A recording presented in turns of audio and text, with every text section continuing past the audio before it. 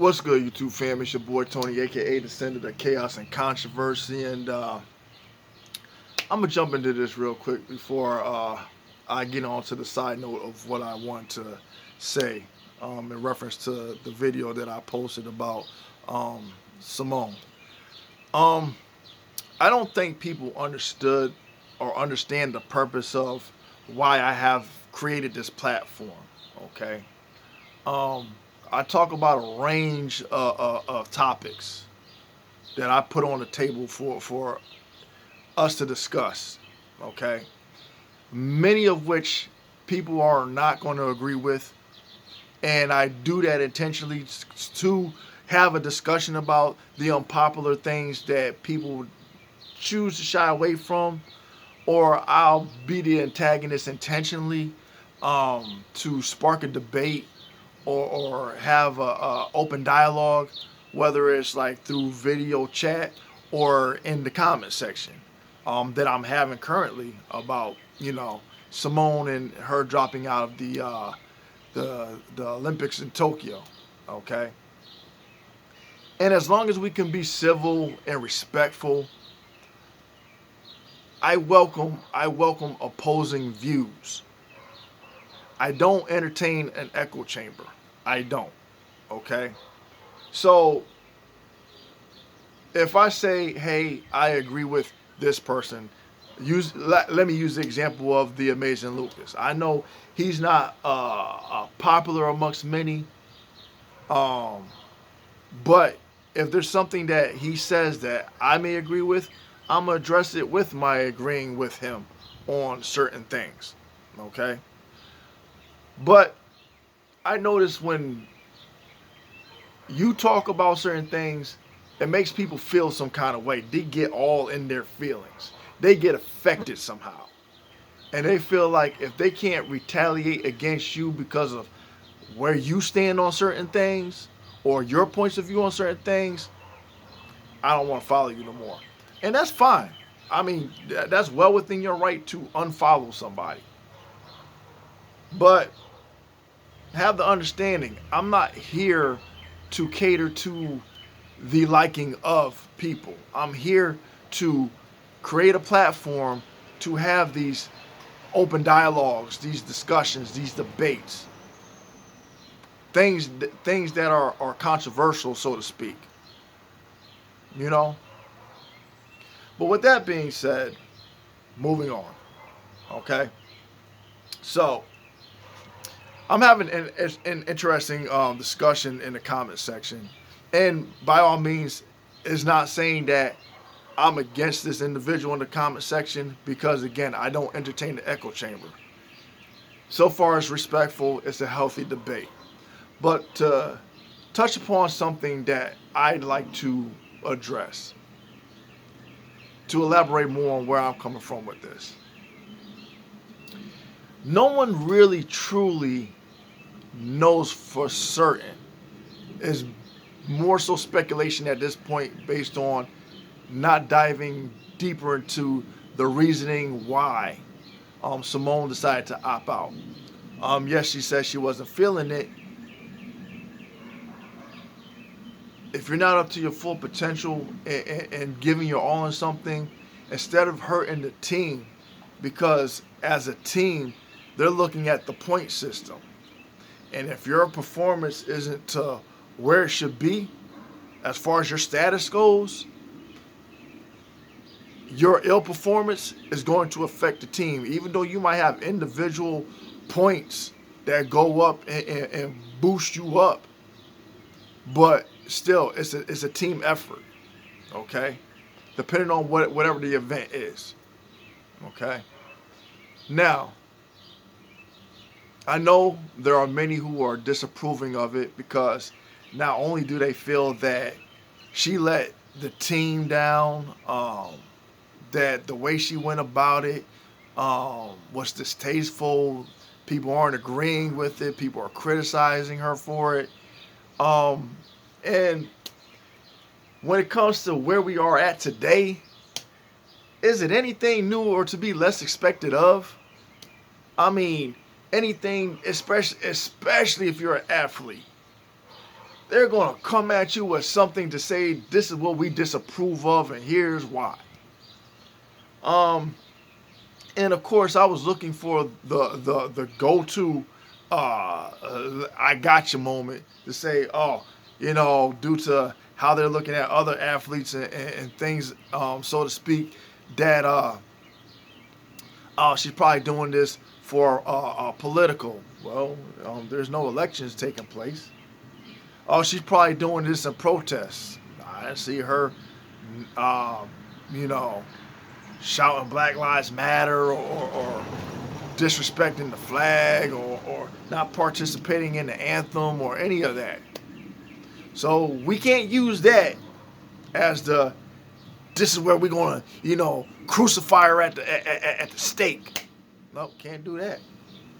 But God forbid, if something is going on with this individual or this person that we know nothing about.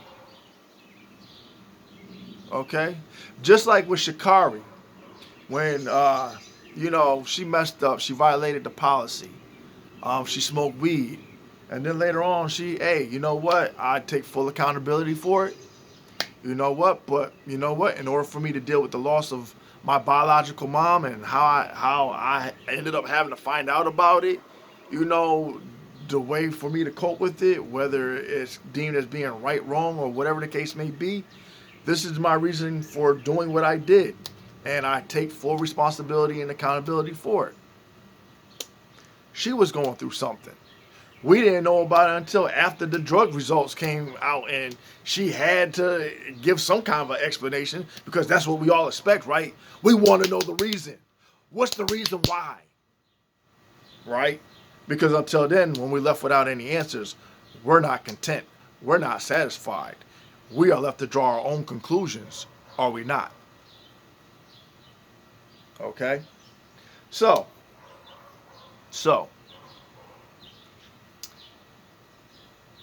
we don't know what's going on with Simone. She just said she wasn't feeling it. Maybe later on, she will get more in depth in explaining what was going on with her at that particular time for her to not continue participating in the Olympics, to exit out of the Olympics and leaving her team to pretty much either excel or fail. I know in my example, and I had a rebuttal, but I use the example of, we all know what Michael Jordan went through, okay? When his dad died, or whatever the case may be, when he was murdered, I mean, there was a lot that was surrounding that whole situation. They were talking about how Jordan was probably in gambling debt. That murder was a sanctioned hit because he probably wasn't doing what he was told to as far as shaving points goes. There was a lot of speculation surrounding his dad's murder. Okay? But even with that being said, Jordan's head wasn't in the game. He said, I can't play ball anymore. And he left the NBA and decided to play ball, baseball, because he wanted to crack that bat against, because something was eating him within. So joining the MLB league, he didn't do so hot. And after he had time to, I guess, get over his dad's death and come back to the NBA, he still wasn't at his full potential. He had the 45 jersey. That's it. Didn't sit well with him. He fought to get his 23 jersey back. Okay? And then after that, we all know his history. Okay? And even though that example really wasn't good enough for the person who I was having this debate with, because he still found a way to go around it, Um, is it that we have too much expectations on these athletes that we feel that we can dehumanize them? I mean, or is it that we don't accept failure on their behalf? They need to be pushed beyond the brink of a breaking point.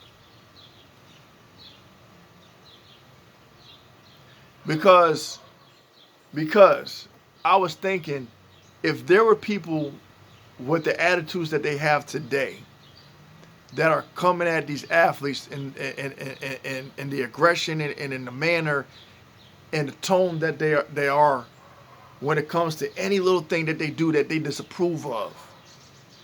Imagine if that same attitude was, back then when Jordan left. Will he be held under the same scrutiny, the same criticism, the same disappointment, being blackballed, saying he isn't this, saying he isn't that? I'd have to wonder. I'm almost certain that, yeah, they would probably crucify his ass because of how we are nowadays. Nobody can do anything without somebody judging them to the core. And that's the privilege and entitlement that we have. But then again, who the fuck are we? In our reality, who are we? We're not the ones spending all that time in the gym, getting all the practices in, all the sweat, hard work, and dedication, all the training, so that when it comes time for us to perform, that we're hitting every mark, making every basket, every goal, every touchdown. We're not there doing the work. They are. But people feel like, oh, well, they get paid this. They get so many endorsements. They get this. They aren't allowed to be human. They aren't allowed the privileges that we are awarded. Because we're normal. They aren't.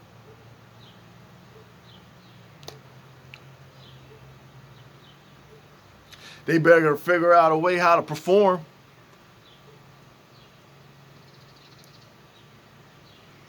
And you know what? To some extent, in fairness, I could see somewhat where that argument is coming from, to an extent. And this is where I could say I can meet you in the middle. During my time in high school, freshman year, I went through the intramurals, went through every practice, and I played high school ball for Northwest Catholic. Okay, I remember it as if it was yesterday. My first game. We won. Okay. Now, I had a little bit of hops to me. I could jump, but I couldn't fully dunk the ball. I could run up, grab the rim, hoist myself up, and then dunk the ball. But because I got these sweaty palms and stuff, well, after the game was over and done with, we was goofing around, shooting, trying to dunk and everything else. I decided, hey, I'm going to run up, grab the rim. Instead of jumping vertical, up, I jumped and grabbed the rim with my sweaty palms, swung forward, slipped, my whole body fell on my arm, broke my arm. My arm was like this. I got the scar to prove it. I had 14 staples, a plate in my arm, and 7 screws. Okay? Plate still in my arm, along with the 7 screws. Now, I had a cast. I went to the coach. I said, Coach, I said, want to play ball. He says, can't use you. He said, you're not unable to dribble. He said, you got the cast that's like right here, and you got it going around. Can't. I was crushed because I wanted to play, because that's where my heart was in. I said, okay. So I accepted my fate for what it was. Then I decided to say, you know what? If I can't play ball, I can at least do something else. I was conditioned. I was energetic. So I was like, what can I do since I can't dribble? I decided to run cross country, track and field. I ran cross country. I did the 100-meter dash. I did the relay. I did the long jump, and I did the high jump. You know, so to an extent, I understand that argument.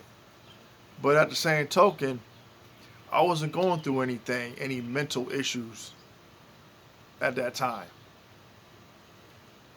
And it's not to say that I haven't, because I deal with my depression. Something I don't like to really talk about, but I deal with it. I don't take medication, and on them days when that depression hits me like a motherfucker, it's hard. It's hard and it's difficult. But I don't care for medication. So I deal with it.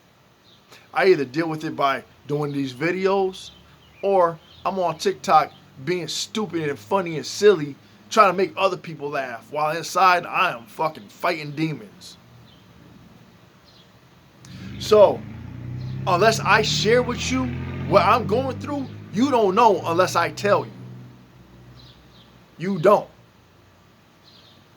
All you have left to your disposal, as far as what your arsenal is holding, is speculation. Nothing more. If somebody is going through something that we know nothing about, who are we to judge them? But conveniently, it's what we do. We ride that negativity train. We endorse that negativity train. We advocate for negativity. Because some way, somehow,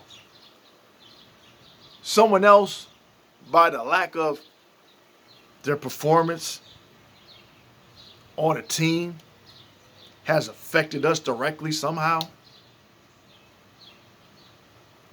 I mean, seriously? Did your life stop all of a sudden because this young lady decided to quit the Olympic team? I would almost guarantee that it didn't.